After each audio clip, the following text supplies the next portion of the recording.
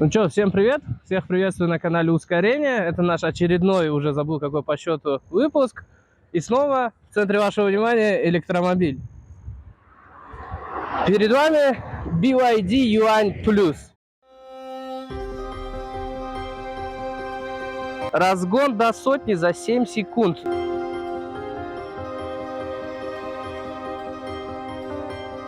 Конкурент таким автомобилям, как Chevrolet Tracker, Kia Seltos. Очень необычные ручки дверей. Люди не понимают, как открыть эту дверь. Метан поставить не получится.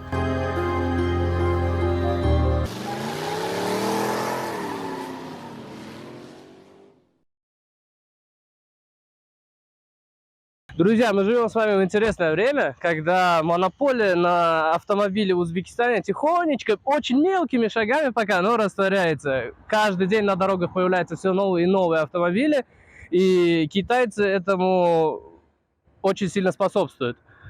BYD Yuan – это, наверное, второй по популярности BYD после Сонга. Сонги у нас любят больше, узбеки любят большие тачки. Но, тем не менее, это электрокроссовер с батареей в 60 киловатт и запасом хода 500 километров. Давайте познакомимся с ним ближе. Вот эта тачка – конкурент Mercedes GL, GLS, Rolls-Royce Cullinan. Конечно, это не так.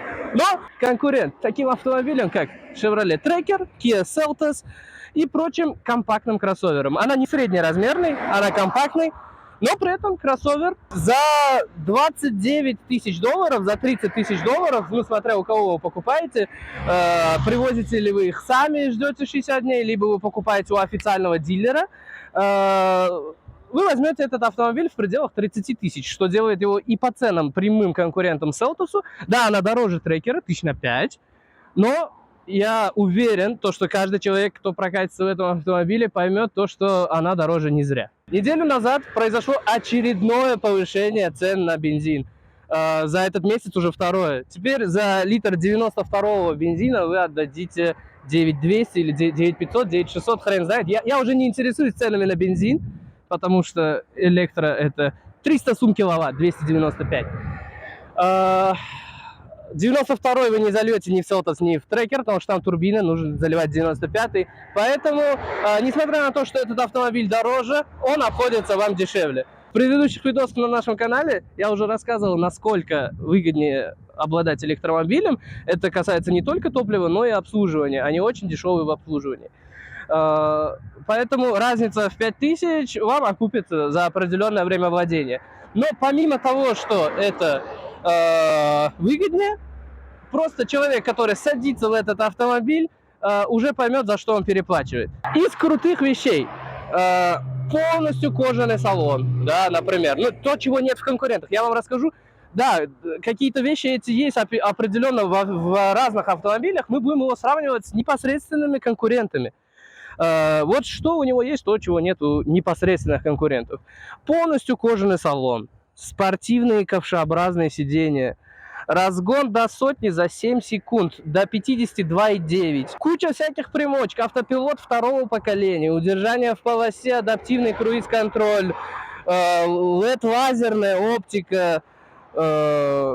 Да, вот ничего из вышеперечисленного нет в Селтосе и в Трекере. Вопрос такой, вы уже тестили автопилот второго поколения в Узбекистане, он работает? Ну вот, мы сейчас находимся в Махале Геофизика, Дурмень, примерно 3 километра от дома президента. И вот здесь он работает. Посмотрите на вот эту дорогу. Она идеальная. Это кусочек хорошего района вообще в Узбекистане с красивыми домами. Кстати, контакты риэлтора в шапке Профиля. Хейтеры, люблю вас. На хороших дорогах это работает. Вот здесь вы видите хороший ровный асфальт, хорошая разметка, автопилот работает. Также я слышал, что тут есть распознавание знаков. На наши знаки она работает? Да, знает. Но это, в принципе, у нас знаки такие же, как во всем мире, по стандарту. На всех тачках, на которых я катаюсь, везде распознавание знаков работает нормально. Перед вами интерьер автомобиля. Как я уже сказал, спортивные ковшеобразные сиденья с перфорацией, что важно. Двухцветная кожа, красная строчка. Торпедка отделана кожей. Недавно мы с ребятами посетили несколько автосалонов и в очередной раз убедились, что интерьер китайцы просто взрывают, да? За свои деньги ни у одних конкурентов, только у китайцев вы найдете такие премиальные материалы. Что еще? Большой монитор с функцией поворота жестом. Селектор КПП в форме авиационной ручки такой. Прикольно. Кристальная кнопка старт-стоп, как в BMW. То есть она прям кристальная.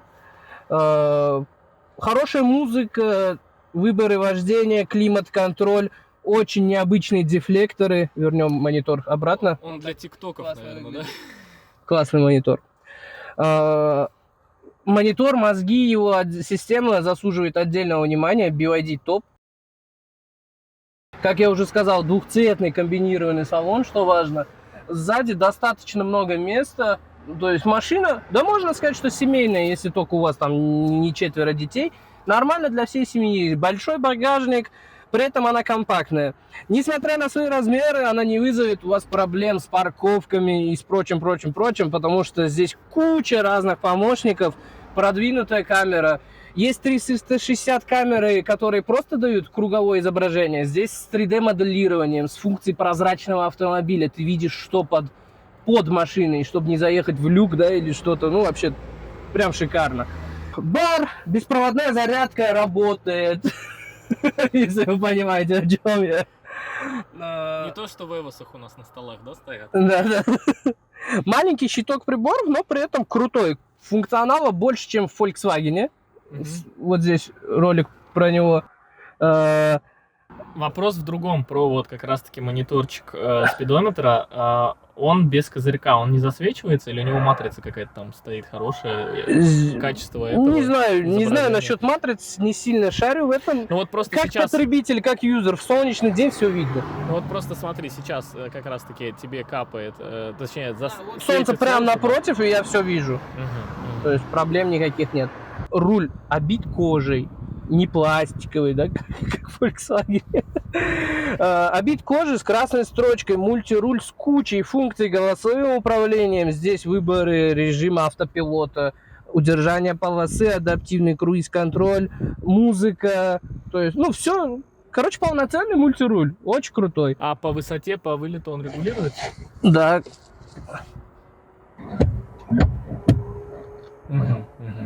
И анатомия у него еще есть. Да, очень удобно лежит в руке. Как у всех уже скошенная нижняя грань, определенный элемент спортивности. Вообще машина, несмотря на то, что целевая аудитория, на мой взгляд, это женщины и молодые ребята, да, то есть, конечно, если ты такой агашка, да, то есть все, тебе эта машина не подойдет. Но если ты красивая девушка или молодой парень, студент, эта машина идеально подходит. И несмотря на то, что она маленькая, у нее очень много чего спортивного. Повторюсь, начиная от сидений, сзади такие пластиковые вставки, это ковши, гоночные ковши. Заканчивая того, что она... Песня Uncle Felix, я шлифую первые 60 километров. Вот что-то там дальше было. Вот. Вот замеряет.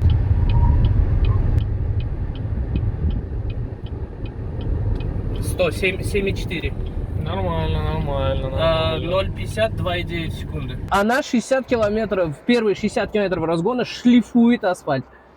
Разгоняется, вдавливает в кресло. Эмоцию дает машина.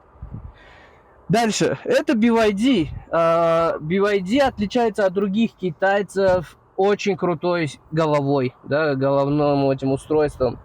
Кстати, вот пока зашла тема об этом, поскольку уже компания BYD есть в Узбекистане, есть ли локализация? Есть локализация, русский язык, узбекский язык.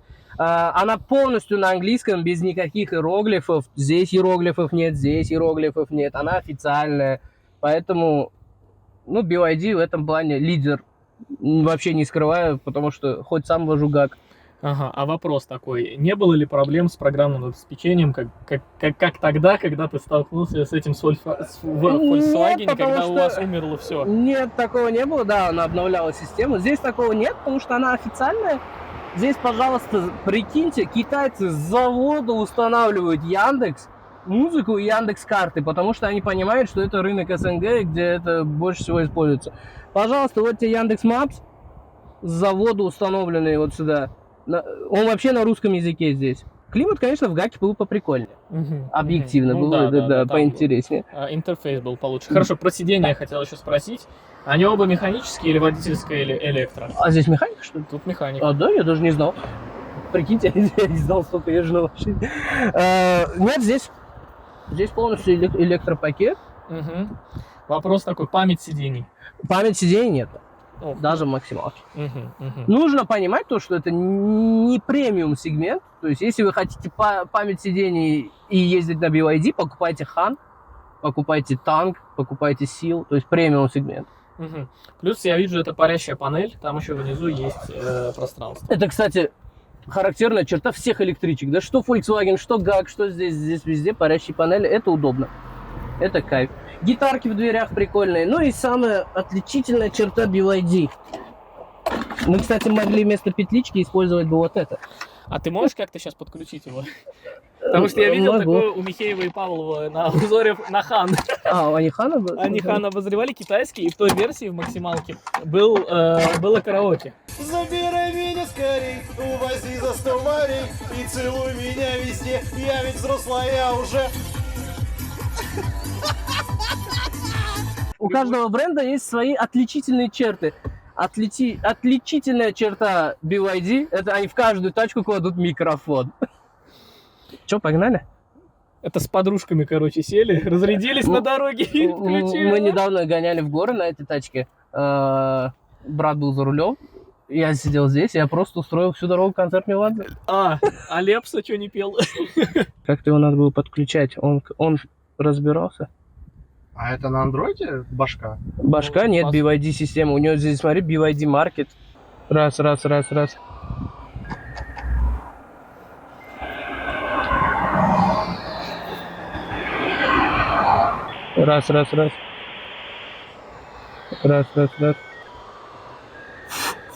Я-то знаю, что он работает.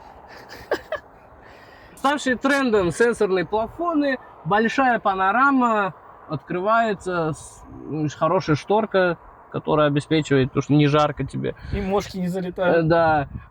Много подушек безопасности, тачка безопасная. Здесь по бокам, сзади по бокам, в стойках, здесь. В общем, машина, по количеству подушек безопасности много. Конечно, по безопасности номер один сейчас европейцы, в том числе Volkswagen. Это единственный электромобиль, у которого 5 из 5 звезд безопасности. Но, тем не менее, китайцы не отстают. Угу. Сколько он может по пробегу проехать на полной зарядке? Если ездить нормально, с включенным кондиционером, она проходит около 450 километров. Например, моя электричка с включенным кондиком проезжает 400. Это ГАК. Да. Здесь она проезжает 430-450, по паспорту 500. Зимой объективно это все будет меньше. Угу. А сколько она заряжается в процессе быстрой и медленной зарядки? Примерно хотя бы. Быстрая зарядка час, которая DC постоянным током. Медленная зарядка зависит от твоего зарядного устройства. На 7-киловаттной зарядке она заряжается примерно 7, 8, 9 Условно, часов. давай так, обычная 220 розетка. 220 розетка — это 15 часов. Ага, хорошо. Ну, то есть где-то до 80% я за ночь заряжусь. Ну да. Ну, Но обычно обычно в подарок к этим машинам всегда идет 7-киловаттное зарядное устройство, и оно заряжает за 8-9 часов от 0 до 100. Угу. Вот сейчас уже становится темнее, ambient light, зеленая, она меняется цветом, да, то есть подсветочка в дверях, как в 222-м Мерсе. То есть, за свои деньги топ. Задний ряд посмотрим. Погнали. Ну, давай ты сядь за собой. Да. Именно. Вот, я не буду менять настройки. Тебе так Кресло удобно как сидит. сидеть, да? Да, здесь мне сейчас по кайфу. Скажи свой рост. 1,79 м. Хорошо. Я сижу за собой, мы не меняли настройки, и здесь реально много места, больше, чем в трекере. Вот я сижу сейчас, как мне комфортно, у меня вот кулак просто, да, вот между это. То есть даже более крупный водитель может сидеть передо мной, и мне сзади будет комфортно. Давай вот подлокотник, да, вытащи Плюс, и да. вот разлохаемся прям, как тебе? Вот, но если вот так прям лечь, да, вот. Вот ты Вот бы так на- никто не ездит, у меня уже жопа висит. Нет, вот так, вот, мне нормально. Ага, ну на дальняк бы съездил на ней. Ну Да, да. Сколько, думаешь, часов протянул бы вот в такой позе? Да сидя? сколько угодно. Ну реально сколько угодно. Есть задний климат, это хорошо. Очень прикольная форма. Вообще форма дефлекторов в этой тачке это отдельная тема. Я вообще заметил сам, что дефлекторы тут инородно сделаны, и сами ручки дверей. Да, они вообще, люди не понимают, как открыть эту дверь. Вот. Вот задний амбиент. Зарядки сзади есть, кондер сзади есть. Что еще нужно? Все нормально. И сзади, конечно, вид очень прикольный на эти сиденья, вот именно. Вот. Ты можешь в шею водителю задуть, получается. Ну да. Так, колонки тоже в дверях. Как видите, да, вообще динамиков здесь дофига. То есть вот здесь тоже динамик, пищалка. Двери не скучные. Обилие материалов разных. Мягкий пластик. Вот здесь я до сих пор не знаю, что это. Это похоже на такой пласт, пенопласт, да, такой мягкий. Очень приятный на ощупь. Кожа, металл, пластик лакированный. Только одно место с жестким пластиком. А рука у тебя касается только кожи. Только кожи, реально. Интересные вообще, в принципе, карты. Ну и самое прикольное, это гитарки.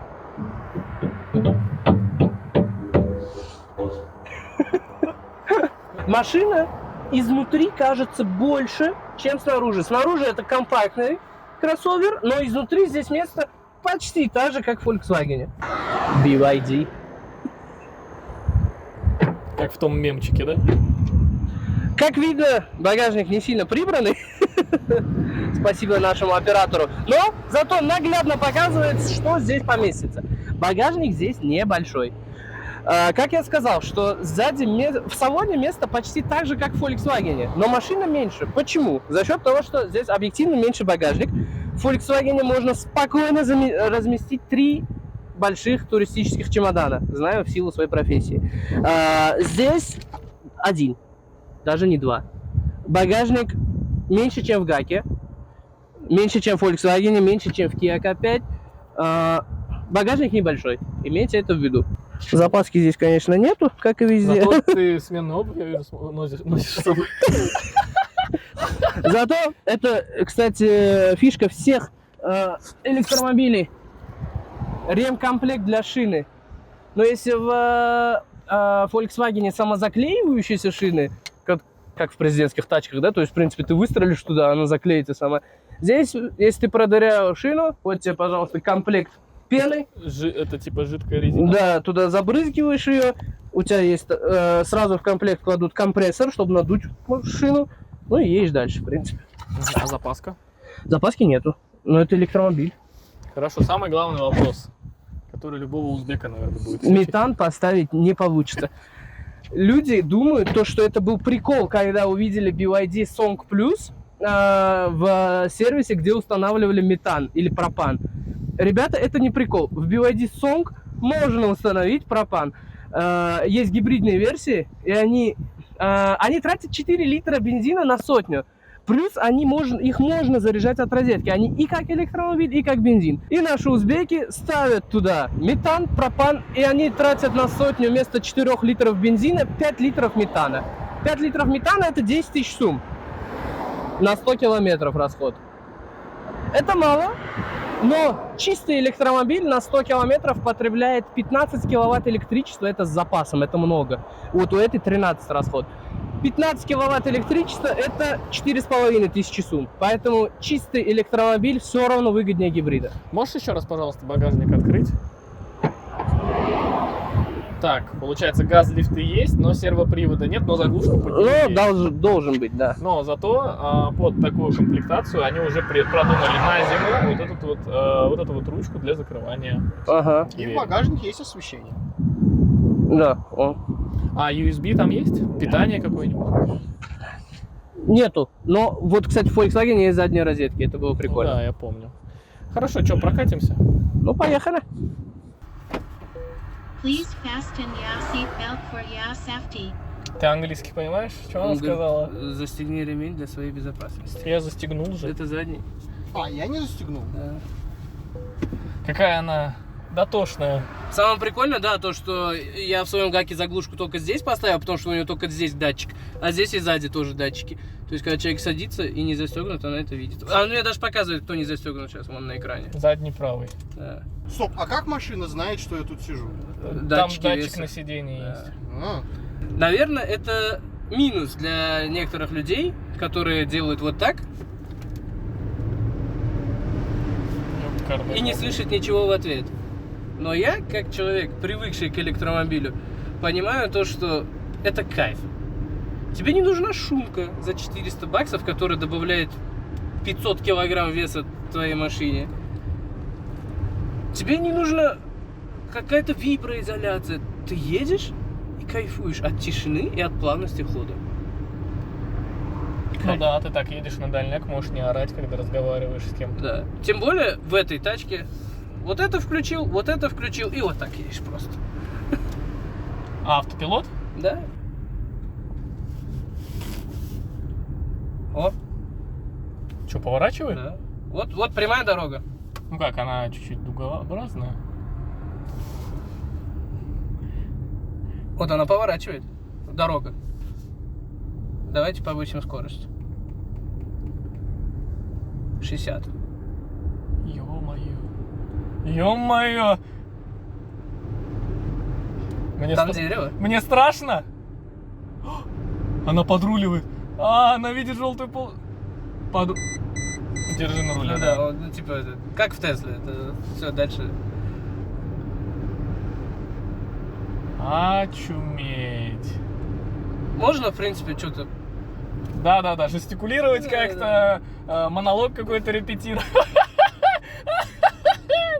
пить чай. Вот так просто ты ставишь, едешь в Самарканд. Вот, все, я ничего не делаю, она едет сама. Да, но надо раз в 30 Но секунд. это Тесла, даже в Тесле так, то есть ничего не Это поделаешь. типа да. этот чек на то, что ты не уснул, Да. походу, знаешь. Но, а если мы как бы условно какой-то реально грузило повесим, как тогда академия? Баклажку сюда ставят, знаешь, вот такой 0,5. Да. Я знаю, в Тесле апельсин под руль Да. засовывали. Вот, она рулит сама, дорога волнообразная, она сама рулит. Вау. Можно челом на Лексусе. А светофор, она тоже фиксирует сама? Или ты сам тормозишь? Не знаю, но я не стал пробовать, поэтому. Потому что штраф. И камера здесь висит на светофор. Ну как, вот, и затестили эту фигню. Что я еще заметил, в зеркалах датчики слепых зон. Слепых зон, да. То есть. Мгм. Слепые зоны. 6 камер. То есть помимо кругового обзора, камера, которая полосу держит, лидар и всякая фигня. Мгм. А что еще можете рассказать о ней? То есть СОС есть, кнопочка наша любимая. СОС нету. СОС это под российский рынок только. Вот скажи мне, Рустам, было бы у тебя лишних 30 тысяч, и не было бы у тебя машины, ты бы взял ее себе? Вот честно. Ну, я опять, кстати, поставил. Здесь дороги позволяют. Хотя вот Разметка. там, смотри, разметка заканчивается. Сейчас посмотрим. Смотри, она как подруливает, ай. Да, я вижу. Я в шоке, но я держусь как-то. Я боюсь. Благо, она пристегнула нас. Да. Заставила пристегнуться. Было бы свободное 30 тысяч, взял бы я ее. Себе нет. Жене, да. Маме, да. А что бы ты взял? Вот хотел бы ты себе BYD взять, если бы у тебя не было ни ВВ, ни ГАКа? Я хочу BYD Seal.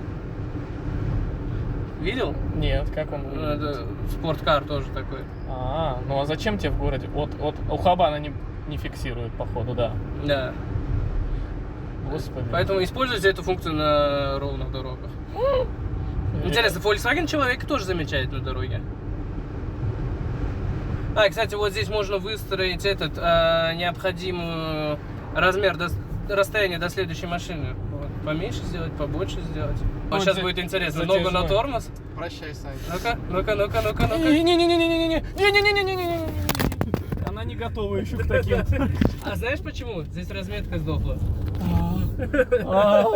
Смотри, она качество разметки показывает. Вот сейчас зеленым у меня горят полосы, что она их видит. Когда она их плохо видит, она горит желтым полосы. А когда вообще не видит красным. Гарантия сколько на нее?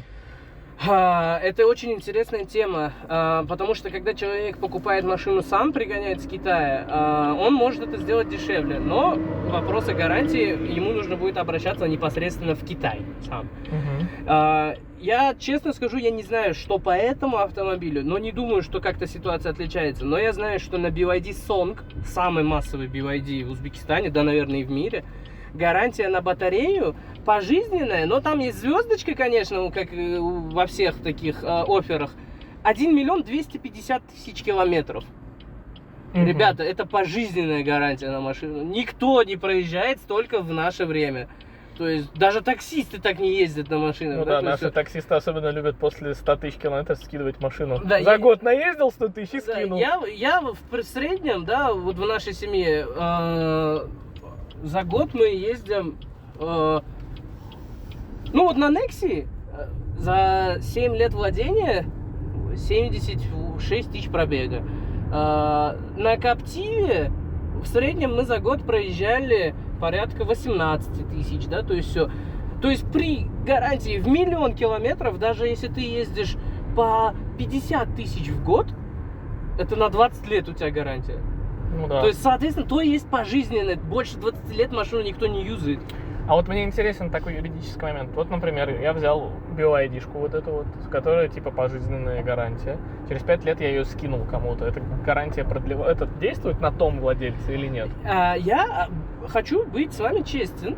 Гарантия в 1 000 000 километров, она дается заводом. Она дается в Китае.